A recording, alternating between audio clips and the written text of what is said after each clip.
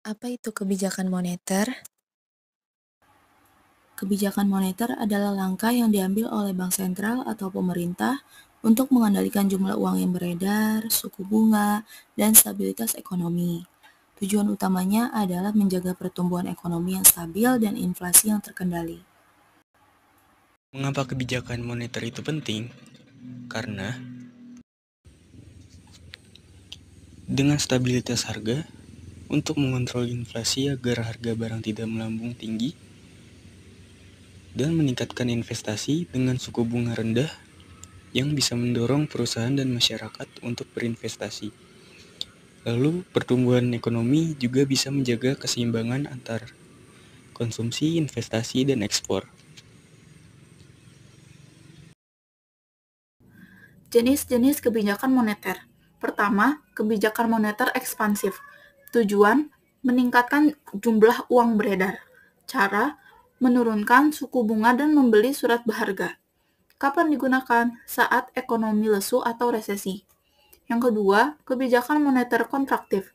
Tujuan, mengurangi jumlah uang beredar. Cara, menaikkan suku bunga dan menjual surat berharga. Kapan digunakan? Saat inflasi terlalu tinggi.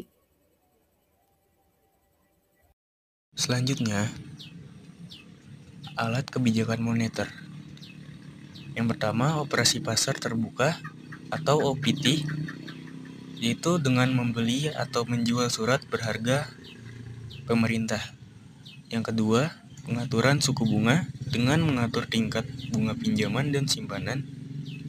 Yang ketiga, cadangan wajib minimum atau CRR dengan mengatur jumlah uang yang harus disimpan bank di bank sentral.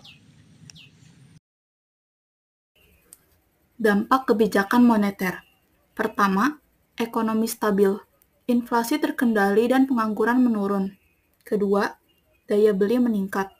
Harga stabil membuat masyarakat lebih percaya diri dalam berbelanja. Tiga, perubahan pola investasi. Suku bunga mempengaruhi keputusan investasi. Studi kasus kebijakan moneter di Indonesia.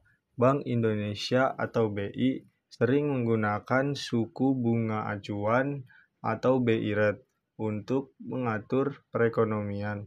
Contoh, penurunan suku bunga BI pada masa pandemi untuk mendorong pemulihan ekonomi. Kesimpulan, kebijakan moneter adalah kendali jarak jauh bagi ekonomi sebuah negara.